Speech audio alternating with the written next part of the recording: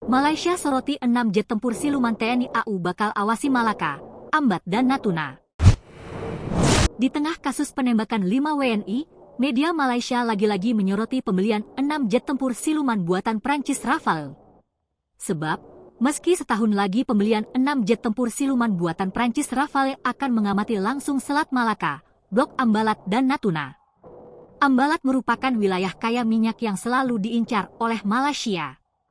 Kepala Staf TNI Angkatan Udara Marsikal TNI M. Tony Harjono, SE, MM mengatakan, Indonesia mulai kedatangan pesawat Rafale, 3 pesawat, dan 3 bulan kemudian itu 3 pesawat lagi.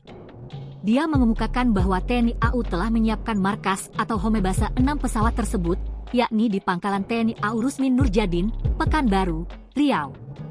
Kabar sudah sampai di telinga negeri jiran dan dimuat dalam pemberitaan Defense Security Asia berjudul Indonesia to receive fresh batch of 6 Rafale fighter jets in Februari 2026, edisi 4 Februari 2025. Media negeri jiran juga mengungkapkan segala persiapan TNI mulai dari menyiapkan infrastruktur hingga pemilihan pilot untuk menjalani pelatihan khusus di Prancis.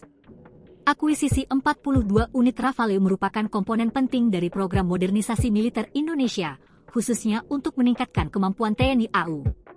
Sebelumnya, Indonesia membeli kapal tempur jenis Patrugliatore Polivalente Deltura, PPA, ini dinamai TNI Angkatan Laut dengan nama KRI Brawijaya 320 dan KRI Prabu Siliwangi 321.